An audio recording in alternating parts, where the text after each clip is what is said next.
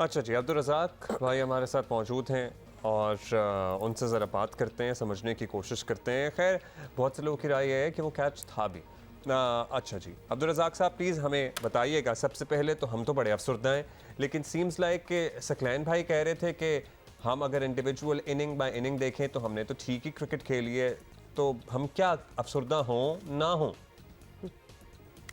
देखें जो गम होता है वो 24 घंटे बाद कम होना शुरू हो जाता है। तो 24 घंटे हो चुके हैं, तो गमी की कोई बात नहीं है। पाकिस्तान क्लीन स्वीप हुई है और ये है कि सबको पता है। और अब जो भी थर्ड अंपायर का फैसला था वो डेफिनेटली जो लॉ के मुताबिक उन्होंने डिसीजन दिया है। तो थर्ड अंपायर से गलती नहीं हो सकती, जो अंदर फील्ड के अंपायर होते हैं उनसे हो सकती है, पर वो भी फिर थर्ड अंपायर को ऊपर करता है। तो अब इस बात को लेना कि जी वो कैच था या नहीं था, तो वो मैं नहीं समझता। पर ओवरऑल देखा जाए तो पाकिस्तान ने काफी नेगेटिव क्रिकेट खेली है और डिफेंसिव क्रिकेट खेलते खेलते पाकिस्तान टेस्ट मैच तीनों हारे। तो हमारे कोच अच्छा, को ये क्यों नहीं कोच अंदाज़ा इस बात कोच का फिर? कहते हैं, उनकी तो ये स्टेटमेंट है, कोच ये कहते हैं कि पूरी सीरीज में बेहतरीन क्रिकेट खेली गई है और रिजल्ट बस देख के रिजल्ट उनका रोने का दिल कर रहा है, लेकिन जीते क्रिकेट नहीं वो है कहते हैं वैसे हमने हम, ठीक खेली है। बट वो बड़ा अप्रिशिएट कर रहे हैं कि इस तरह हमने तो बड़ी अच्छी क्रिकेट खेली है। देखिए, ओवरऑल हम पिच पे ज्यादा बात करते रहे हैं और दुनिया में जब से टेस्ट क्रिकेट है वहां आप देखें एक दिन में 500 रन नहीं हुए। और अगर हम एक दिन में 500 रन पाने के बाद हम ये कह रहे हैं कि जी हमने बड़ा अच्छा किया सब कुछ, वो तो फिर हर बंदे की अपनी सोच होती है। पर पहले टेस्ट में अगर बात करें तो पाकिस्तान ने अच्छा कमबैक किया। जहां तारीफ की बात बनती है कि 600 रन के करीब जाना, ये भी बड़ी बात है। और उसके बाद जब आप थोड़ा सा नेगेटिव रहते हैं, जब आपके दिल में ये होता है कि जी कि मैं आउट ना हो जाऊं, मैंने डिफेंसिव खेलना है, मैं मेरिट पे नहीं खेलना, तो तब जाके मोमेंटम आपके अगेंस्ट आ जाता है। अगर आप अग्रेसिव खेलते हैं, अगर देखें तीसरे टेस्ट मैच में अगर पाकिस्तान को पॉइंट 200 स्कोर करना होता तो मैं डेफिनेटली आपको कह सकता हूँ कि पाकिस्तान की 5-6 विकेटें गिर जाती। तो हम उसमें जाते हैं कि नहीं स्लो खेलो स्लो, पर अग्रेसिव जो थी ना वो हमारे में कमी थी। हमारा जो अटैकिंग जो था ना देर, वो हमने नहीं लगाया। हम डिफेंसिव मोड में खेलते रहे हैं, 50 करने के बाद हम आउट होते रहे हैं। मतलब कि ये जो चीजें ना ज्यादा पेनफुल होती है। अच्छा, बाबर की कारकर्दगी, उनका बहैसियत कैप्टन इमेज जो बन रहा है और जो उनके इस सीरीज में डिसीजंस आपने देखे, आप मुतमईन हैं? आपका तजर्बा क्या कहता है? Is he doing good as a captain? देखिए, बाबर आजम अब पिछले कोई 2-3 साल से करते आ रहे हैं और कप्तानी का मैं नहीं समझता कितना बड़ा मसला है। मसला सिर्फ आपकी सिलेक्शन का है कि आपको राइट जो प्लेयर्स हैं वो सिलेक्ट करने हैं, खिला रहे हैं। आपको आउट ऑफ द बॉक्स भी जाना पड़ता है, जैसे उन्होंने रेहान अहमद को खिलाया। अब कोई बंदा एक्सपेक्ट नहीं कर सकता था। हम जो क्रूशियल मैचेस होते हैं, क्रंच मैचेस जो हम, जैसे पहला मैच था हमारे पहले मैच में आपने फिर दूसरे टेस्ट मैच में क्यों चेंज की? इसका मतलब है कि पहले मैच में जो आपने टीम खिलाई है वो सही नहीं थी। तो हमें आउट ऑफ द बॉक्स जाना चाहिए। ये सीरीज ऐसी है, क्रिकेट को आप इस तरह ले सकते हैं कि ये इसमें आप जब पॉजिटिव रहते हैं तो मोमेंटम आपकी फेवर में जाता ही जाता है। जहां आपने ये सोचा कि जी कि मैं आउट ना हो जाऊं, मैं डिफेंसिव हो जाऊं, मैं सीरीज ना हार जाऊं, ये कप्तानी ना चली जाए, ये कोच ना चला जाए, ये मैनेजर ना चला जाए, तो ये चीजें जो बंदा लेता है तो फिर इस तरह के रिजल्ट आते हैं। अच्छा, अब ये बताइएगा कि आगे का ये तो हो गया जो हो गया, इसका हम पोस्टमार्टम रोज़ ही कर रहे होते हैं क्योंकि दिल हमारे इतने जले हुए हैं और खफा हैं। न्यूजीलैंड आ रही है टीम और 26 दिसंबर को जो है वो पहला मैच जो है खेला जाएगा। अब हम कब तक पिच की और कंडीशंस की बात करते रहेंगे? टीम सिलेक्शन वगैरह ये ज़रा कुछ ना कुछ तो तब्दील होना चाहिए, क्या कहेंगे आप? नहीं देखिए, ये इनको सबको लगता है कि जी के पता नहीं हम खिलाफ बोल रहे हैं, पर हमने क्रिकेट खेली हुई है, जो हम देख रहे होते हैं हम उस पर बात कर रहे होते हैं, बॉडी लैंग्वेज की बात कर रहे हैं। जिस तरह इंग्लैंड कहाँ से ये चीज लेके आए, जब आप कमजोर होंगे तो दूसरा तो आपको ऊपर हावी होगा ना। हमने उन पे काउंटर अटैक नहीं किया। और न्यूजीलैंड की अगर बात कर रहे हैं तो डेफिनेटली पिचेस का अगर आप देखा जाए तो पिचेस को आपको एक स्टैंडर्डाइज कर देना चाहिए।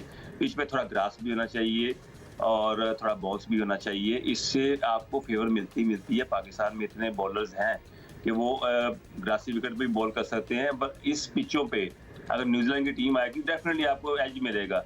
अब अबरार की सूरत में आपको एक अच्छा बॉलर मिल चुका हुआ है, अब आपको पता है कि वो विकेट टेकिंग बॉलर है। अगर जिस टेस्ट मैच में जिस इनिंग में उसने आउट ना किए तो फिर आपको ट्रबल होगी। अच्छा, जिस टेस्ट मैच में अबरार ने आउट ना किए तो फिर देखें कि हमारे पास बचा क्या है, कुछ भी नहीं है। हम किससे बॉल कर आ रहे थे ये भी देख लेना, बाकी लड़के जो हमारे इंजर्ड हुए हैं उसके बाद what do we have in hand, सिफर। अब रिजवान साहब की कारकर्दगी की बात कर लें, 12 जो लास्ट टेस्ट मैच है हाफ सेंचुरी भी नहीं बना सके हैं वो। क्या हमारे पास कोई और कीपर नहीं है? हम ये नहीं कह रहे कि वो अच्छी कारकर्दगी नहीं दिखाते, वाइट बॉल में बड़ा अच्छा उन्होंने दिखाई है कारकर्दगी और रिकॉर्ड्स भी ज़बरदस्त हैं, लेकिन maybe he needs rest. And there is too much pressure, keeping भी करो और फिर रन भी दो।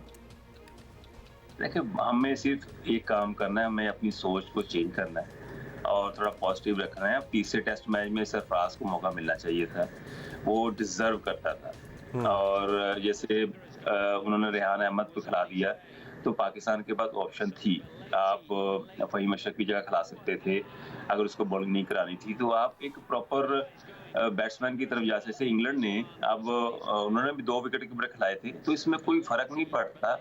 आपको डिसीजन लेने पड़ेंगे। जब आप डिसीजन लेने में डरते हैं कि यार ये ना हो जाए, हमने बिल्कुल एक प्रॉपर जाना है कि हमने ऐसा नहीं करना कि सरफराज को खिला दिया तो वो अगर स्कोर कर गया तो वो टीम का रेगुलर मेंबर बन जाएगा। इस तरह की सोचें जब आने शुरू हो जाती हैं तो फिर वहाँ पे प्रॉब्लम आती है। आपको क्या definitely इनसिक्योर इसमें वैसे बातें हैं ये? और एक इनसिक्योरिटी से जुड़ी बात अब्दुल रज़ाक भाई, कल हमने एक नौजवान हमारे क्रिकेटर्स हैं, ठीक है, जोशीले हैं, बड़ी स्टारडम भी मिल गई है जल्दी से, हारिस रऊफ की बात हो रही है। हाँ, ट्रेंड चला रहे हैं, सोचना भी मना है, ट्रेंड का मतलब हिस्सा बन हैशटैग रहे चल रहा है और खासतौर हैशटैग। पे कैप्टन को तब्दील करने या कैप्टन- इस किस्म की बात हो रही है। अपेरेंटली कैप्टन अगर तब्दील होते हैं, शाहीन भी और ये भी, मतलब this can be serious disciplinary issue. आप कैसे पॉलिटिसाइज कर सकते हैं भाई? पीसीबी का जो भी फैसला होगा आपको तो मानना है, या एहतजाज सोचना करके भी मना है। आप मोर्चा निकाल के बैठ जाएंगे वहां पे? नहीं, देखें, मैं नहीं समझता कि इस वक्त कप्तान को चेंज करना चाहिए। ये टाइम नहीं है कप्तान को चेंज करने का। देखिए, बाबर इस आजम- बात से कतई नजर, क्या इस तरह से खिलाड़ी अगर मुबैना कप्तान की तब्दीली के ऊपर अपना एहतजाज पहले से ही रिकॉर्ड करा के प्रेशर बिल्ड करना शुरू कर सकते हैं आपके जमाने में, या ये हो सकता है हमारा गुंजाइश ये है इसकी? आपसे सवाल है कि डिसिप्लिनरी एक्शन कुछ बनता है, ये अपना ओपिनियन सोशल मीडिया पे क्यों दे रहे हैं, वो भी हैशटैग की तौर पे, ताकि ये ट्रेंड बने। देखें, ओवरऑल हमने ना T20 जब से शुरू हुई ना, वहाँ से कुछ प्लेयरों के दिमाग काफ़ी ख़राब हो चुके हुए हैं और उनकी सोच काफ़ी चेंज हो चुकी है। अगर आप 20-25 साल पीछे चले जाए तो किसी की हिम्मत नहीं होती थी क्योंकि ऐसी कोई स्टेटमेंट दे सके। और मैं नहीं चाहता कि बाबर आजम को अभी हटाया जाए, बाबर आजम को कंटिन्यू करना चाहिए।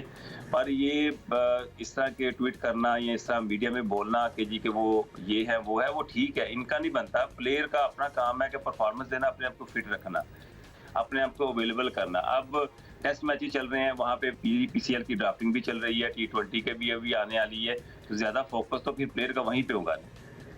अच्छा ठीक है, हम ये नहीं बात कर रहे इस वक्त अब्दुल रज़ाक भाई कि बाबर को नहीं हटाना चाहिए, लेकिन इस तरह से खिलाड़ी जो साथी खिलाड़ी हैं वो अपनी ग्रुपिंग क्या, अपनी इज़हार यकजहती का भी इजहार कर सकते हैं, लेकिन इस तरह का ट्रेंड लिख देना, लिखना क्या, मतलब, सोचना भी मना है। भाई आप कौन होते हैं ये कहने वाले कि सोचना भी मना है? एवरीबॉडी इज अंडर कॉन्ट्रैक्ट, उनका कॉन्ट्रैक्ट है, उसमें बड़े क्लॉजेज होते हैं। इस किस्म की प्रेशर बिल्डिंग का मतलब just concentrate on your play. ये तो बड़ा सियासी हो रहा है तमाम मामला आप इस किस्म बताएं की कि गुफ्तगू से। डिसिप्लिनरी एक्शन होना चाहिए कि नहीं होना चाहिए?